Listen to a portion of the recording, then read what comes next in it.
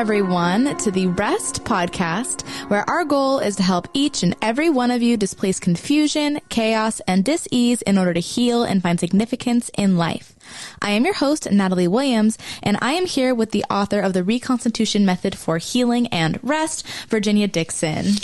Hi, Natalie. Hi, Virginia. Good morning. Good morning. I'm so excited for today. As am I. I know. Nychos is back. You have been traveling so much lately. Mexico City. You went home to Austria. So welcome back. Thank you. Nycho, I decided while I'm sitting here looking at you, and of course we had a little bit of time to chat before the podcast, but I just decided I wish I could just shrink you really small, put you in my pocket and carry you around with me so we can have conversations regularly about many things that we both experience in a realm that a lot of people aren't comfortable talking about, and your art reflects. So I want to jump right in. And Natalie kind of I'm writing a book. The manuscript should be completed by June, but I'm spending an enormous amount of time writing alone here, tucked away in the canyon. And I'm so happy to see life and to be able to have this discussion with you. See a human face. Yeah, that's right. But by way of recap, basically you were born in Austria, especially for people that didn't hear the first two episodes. And you were born and raised in Austria. Born and raised in Austria, yes. Born and raised in Austria. You kind of got really specific about some early childhood memories. And really, I think what's fascinating is that you really connect a lot of dots. And I think it's important for people to understand, for our listening audience, to understand your worldview. I think these early childhood experiences play right into what R.E.S.T is all about, and understanding that the story of our lives aren't just an accumulation of experiences, but it's a story of the story of the story of the story of our parents, and having context for the shaping influences those things have in our lives, and the work that we do and the places we find ourselves in are really significant. But what I found gripping is when you shared about your father, the influence of your father and your grandfather. And they were both hunters, by the way. Mm-hmm. And your art can be still they were and they are. And my dad. Yeah. Right. But my grandpa passed away in 2013. Mm. Nevertheless, the experiences, your early childhood experiences and the relationship you had with them shaped and informed much of your worldview, and is reflected in a great deal of your art, as I see it, because your art reflects a lot of anatomy. Mm-hmm. And they were both hunters. So that was a very natural part of your upbringing and curiosity, right? The anatomy. And that's what we basically reviewed in the first few episodes. Your art is controversial. I hope so. Yeah. That's the point. Artists have restless hearts. Mm-hmm. Natalie and I were talking about this before. And thank God it's governed by many unique disciplines. And you find expression for that restlessness in art. But it can be complicated and it can be confusing for people looking and experiencing your art. And I take art very seriously because I think we're the product of the artist of all artists, which is the creative hand of a living God, a personal, intimate living God. So I'm always curious about what inspires your art. But the controversy basically that I see is that it's either viewed as brilliant, and the anatomy and how you depict anatomy is just provocative, right? And there's this wisdom, this crazy, wild wisdom that is reflected in your art. But then another way to look at your art is it's overwhelming and a little bit offensive. And there seems to be a dark and sexual violent component to it, which, by the way, now makes perfect sense to me in context of your story, right? Which we cover in episodes 1 and 2. We don't have to recap those. Yeah. But you have a lot more to say after those two episodes. So I want you to take us to the next step. I feel like, what we talked last time was definitely my childhood and everyone's childhood influences outlook at the world or whatever is happening to you later or whatever, like how you shape reality in that sense. But it's not just that. It's like your emotions to what you experience, and the things you experience, you don't know where they come from. Mm-hmm. And having the desire of setting yourself free of those things you experience, where you don't really know how, because you actually love what you experience, because it's connected to your family. Right, so you love them, but you also know, some deep inside you know that I might need to set myself a little bit more free to really be who I'm supposed to be. So it creates that inner turmoil. It's definitely like turmoil. Yeah, it's a wrestling. You're striving to connect with something. Yes, that shapes too, because it's like you pick up all those things and you don't know what to do with it in the first 20 years of your life, right? Yeah. And so that's how it was to me. I really needed to find a way how to express myself, right? So you're saying some big things. So let's just pause here for a second. So when you say, definitely we're a product of a heritage that seldom do we fully understand. But it's in the context of our real life experiences that you say you're wrestling for something, to get in touch with something. What was that thing in your life? Well, I felt I was trapped. Like my whole childhood, I felt I was trapped. And I was just looking for inner peace, I guess, already as a kid. And I realized when I start drawing, I can get there somewhere. But also I realized more and more, I was like, whatever I wanted to draw, I couldn't. So you found expression in drawing? Yes. Or did you found a portal, a door it's in more drawing? like at the beginning was, or for a long time, it was, I have things in my head I wanted to express. I wanted to say something, and I had pictures, and I wanted to paint and get as close as possible to what I see inside. At 3 years old, you had a very specific experience, and we don't need to recap it. That is one, for example, which has definitely influenced me. But that is like one experience. What I'm talking about is more like a fundamental situation that I realize I draw things and I can't. So again, I feel trapped. But I knew, in this case, I knew the way out. That means more drawing, more practice, more trying to really visualize and like be able to do it.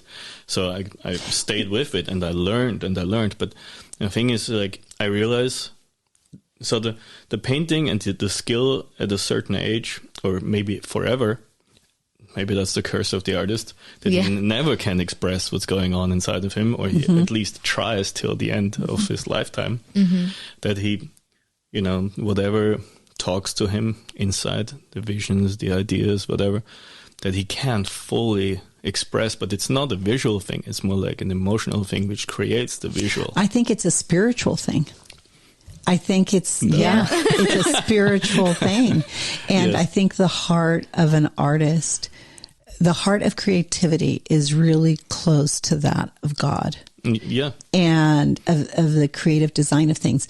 Let's talk a little bit about the polarity in the perspective of how people interpret your art. You did mention it a little bit, but I want to go deeper. I want you to speak to the person who says, I see death, I see darkness, and I am conflicted. At the same time, I see a brilliance in his art. That's amazing. He does what he does with a spray can. But there's something that is dark in the art. Talk to me about that for a minute. Yeah, so when I was younger, there was definitely a lot of darkness, always. Even more darker than what you see now, much more dark, actually. But let's just look back to the time after the out-of-body experiences, right? So something happened there where I really started to communicate to something inside of me, which was definitely dark. It was dark, and where did that darkness come from? But it was an expression of my emotions to certain feelings, how it made me feel to not know what the hell is going on with me, and I glitched the Matrix like 7 times a year. And always while I'm sitting in a car, and that is actually very dangerous, right? Yeah. I think there's people listening to what you're saying that relate to what you're saying and don't have art as a form of expression of that kind of darkness. And the reason I'm saying this is because I think art does reflect profoundly spiritual truths of a drama that's playing out outside of our consciousness. And there's something about your art that grasps that reflects that, that tells that story. Do you know what I'm saying? No, I know exactly what you're saying. And I want this to connect with people outside of the abstract language that you and I could talk about. But there's very practical things happening in the life of our listeners who are in a very, very, very dark place. And a lot of them, I'll just go as far as to say, are devout Christians, are people of devout faith. So there's this necessary conversation in this day and age about the polarity that your art reflects.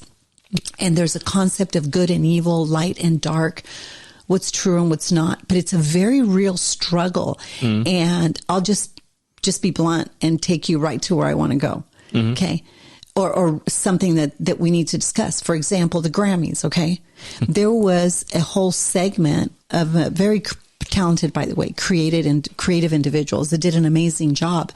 But really, from a spiritual standpoint, it represented everything Baal and the ancient cultures spoke of and depicted. And there's much literature written of it, of the pagan gods and worship of the pagan gods. And I'm seeing an emergence of that in entertainment. Certainly what happened with Balenciaga and many other art forms and entertainment. And we're seeing it displayed in government and in politics, and not to get into the symbolism in all of those spheres. But we are seeing an exposure or clarity about the influence of these pagan ideas of reality that, by the way, are very real, right? These pagan expressions of reality that are very real, but they're connected in a very intimate way to the spiritual realm. And a lot of people listening to you right now, they don't have language for what I just said entirely, or nor do they have the ability to communicate what you're experiencing. But there is this pull, this struggle people have to decide between light and dark. And I'm just wondering, because I see that to some extent, you're very honest about your pilgrimage in the midst of this struggle. You're very real, and you're very much a part of that narrative in the spiritual realm. But you have a form of expression, which is your art. And then a person like me understands what's happening to you and what you're experiencing, and I can talk to you about it. But what's the practical reality that these were some really dark, tormenting spiritual things, I would venture to say, encounters with the dark side of the spiritual realm? How did you survive that? A person listening to this is like, okay, this sounds like really weird. This sounds like it's kind of out there.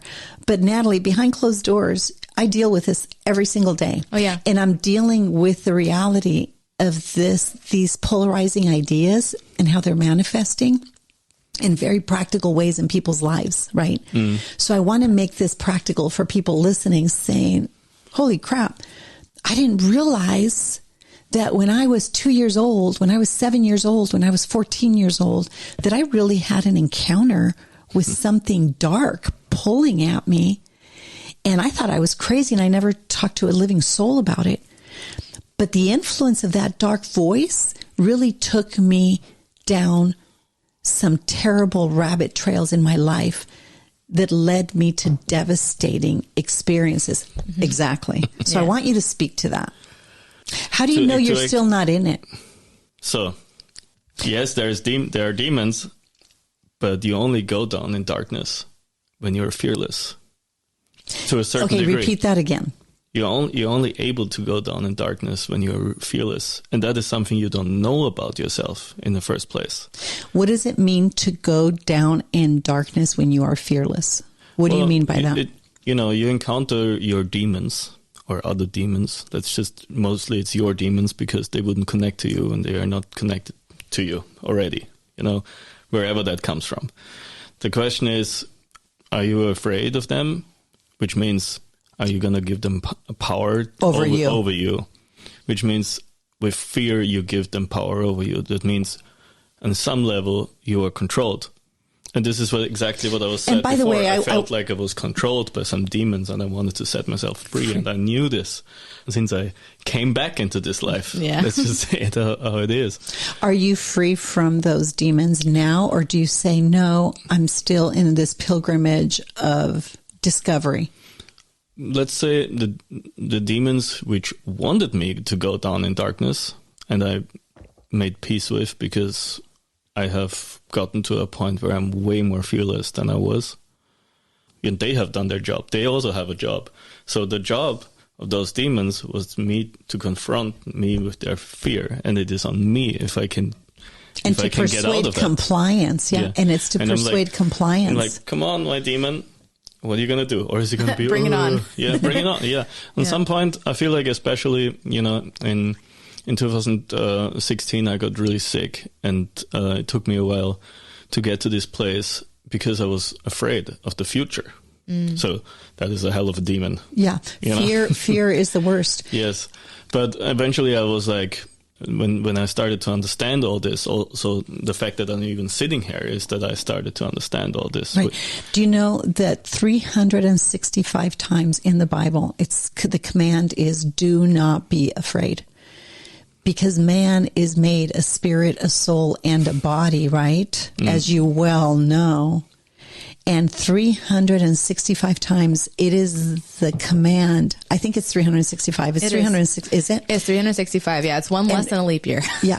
And guess what? It's the most consistent command given in the entire Bible. Do not be afraid. Do not be afraid. Because when you think about it, and I try to think about this through the prism of many of your experiences and the things we've shared, but you're made in the image of a spirit, a soul, and a body, of a tangible triune being created. And the reason what you're saying is so important to me, because I see that is really the path to healing. But it's so vividly illustrated in your art. And the reason I say, have you encountered total peace and freedom, or are you still in process of experiencing it? Because of your recent art has provoked a lot of questions for me that I wanted to talk to you about. You see, there's two things you can create from. I would say you can create from your darkness, from the fear, and from the experiences which linger in with you in spirit or in your genetic memory or whatever. What the visions come from you which torment you, which connect to trauma. Or you can actually create from love. But in the end, it doesn't really matter. It really depends how much power you give it. I can still paint from dark places, but I'm not tormented by darkness anymore. It doesn't even so. In the end, it's about creating balance. Clearly, that's right. Yeah. But one gives life, right? What inspires you to create from darkness, and what inspires you to create from a place of love? Again, this is if I create from love, there's definitely someone out there who could say I actually create from darkness or from. And is it even like the Jedi and the Sith? Is it even like the dark force and the light force? Like in Star Wars, it's just not like that. Yeah. I kind of have a comment on this too. So I'm not an expert at this at all, but I love to sketch and I love to draw as well. I haven't done it in many years at this point, but whenever I am more inspired to draw, it's usually when I'm in a darker place or I'm, feeling a lot of emotions that are more on the negative spectrum. And it's a way for me to kind of just get that out. And I don't know what it is, but it has this artistic drive to it. And it definitely brings about almost a meditative state, a calming type. Well, it's a release. It's another form. It's another form of release. But at the same time, it's not that I'm going down the rabbit hole in this. And at the same time, I think that for a lot of artists that are experts, they have the ability to tap into those strong negative emotions, that dark area, without being overwhelmed by it. But it's in order to express and create their art while also... Does that make sense? It makes total sense. It's the answer to that is just the act of creating grounds them. That's why they can handle Yeah. all the darkness. What is the message you want to communicate through your art? Okay. A lot of messages. But first, before we go into this, I wanted to say, like, when I was 19, 20, and I really decided that I'm going to dedicate my life to art, is because there was a point that I realized the turmoil which was going on inside of me. And with 19, after those out-of-body experiences, I came to a point where I was about to explode. So because the visions coming through didn't let me sleep, didn't let me think logically, I was completely overwhelmed with all the messages. And that means I was also more and more disconnected from this reality where the system wanted me to, like, hey, have some good grades. Hey, do some conform, study, like, perform like this 3-dimensional thing we want you to integrate so you can be a person of this society. And I'm like, damn, I have millions of things speaking to me. How shall I study math right now? I realized when I started to paint and draw, it like deflated. Mm-hmm. Not very long, but it did. Yeah. But over the years later on, and the graffiti was also necessary because I was moving, I was so I was not just sitting. I needed a spirit, body, mind experience. Yeah. Right? Yeah. So that's why I went out and I started to paint. And I started to get bigger and bigger and more detailed, but still with the drive that I have to balance the dark visions arising from within. And on some point in 2015-16, the messages I got were so extremely clear what was going on with me. Like, same time I tried to balance it, I was still almost feeding of the darkness. So I felt like I became more of a dark being just by doing what I did. Just like angry. Yeah. So the anger came to surface. Hold on. So what you're saying is so important. I don't want this to be abstract. And there are points and some things that you're saying that I need to pause on because I want you to explain. So at 19 years old, when things became very, very complicated for you, because it got dark. It's a late puberty or whatever. And it's just like, who am I? The big question is, who am I? Who am I going to be? Who do I want to be? And for achieving who I want to be is to be free. Right, to be free, which is the hunger of every soul is freedom. But you give very specific narratives to those voices and a very specific identity to those voices. You speak to this confusion and chaos and dis-ease at that juncture in your life with a very specific narrative. And it's complex because these voices didn't just pop up in your head at 19. These voices, this conflict had been emerging and compounding, and it almost reached a feverish pitch. These voices reached a feverish pitch at this particular junction in your life. And you're telling me that, as like Natalie pointed out in her story, but you told me that you found a release, an outlet for that when you encountered their darkness and you gave them a voice in your art. Is that what you're saying? Yeah. Yeah, I did that in attempt to balance myself. Did you reach that balance? Almost there. Almost there. So what I have understood is the journey of rising through darkness into another level of vibration, a place where our soul wants to go. The journey is passing through the three-dimensional field with letting go of everything what keeps us more in survival mode. It's more like I had this conversation already in the morning. It's like, it's about actually living and existing in peace, not just trying to survive. I feel like the big fundamental issue we have is that we are pushed into a state of survival constantly. We need to make this money, and it gets such an intense energy with us that we don't even see the way out, because how should we? The thing is, like, you can get to a point where you don't worry, and because you can just be. But here's the thing. Without reconciling the energies from the things that you've encountered in the spiritual realm and the origin of those things, I don't think there is a way to find peace within and in of yourself. Because at the end of the day, you have to define what good is and what evil is, what light is and what dark is. And you made some interesting points. You recognize darkness. You recognize the torment it brought about in you. And your hunger and your desire is for what I hear from everybody 100% of the time, all the time. And you said it right here, for peace and freedom. That is the hunger of every soul. Mm-hmm.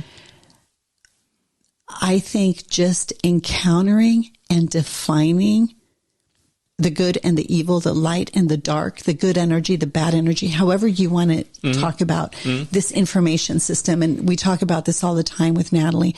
However you want to define them, that's a very real struggle that humanity has to come to face with. Mm-hmm. I don't think by just defining those things, I don't think that's the end of the journey. That's not going to give us peace and freedom, just defining exactly. that these things exist. Exactly. So it's more about, like, whatever is lying and tormenting the soul is something we are here in this three-dimensional plane, in this experience of matter and life and human experience. Here we can transform. Well, and then we can get rid of all this stuff and be on the point where we're like, this is actually great. I just don't think that's been experienced by a single human being throughout time and for generations. And I don't see it. When I take inventory of world history, and when I look back at the beginning of time, and this is a drama that precedes that, and I understand that, right? We have worldviews of a drama that precedes this. But the fact that these polarities exist, the question is, at some point, we have to ask yourself, has this drama played out in the context of world history? I mentioned the book Return of the Gods by Jonathan Cahn, and I want our listening audience to be aware of it. You can go on YouTube and look for the longest recording you can on what he talks about.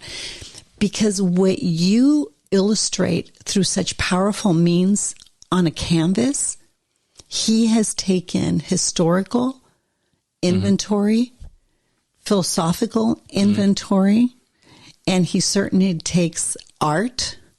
It's manifested in art. This pilgrimage that he addresses about the Dark Trinity in very specific terms, he substantiates the merit of it throughout history, and it's irrefutable.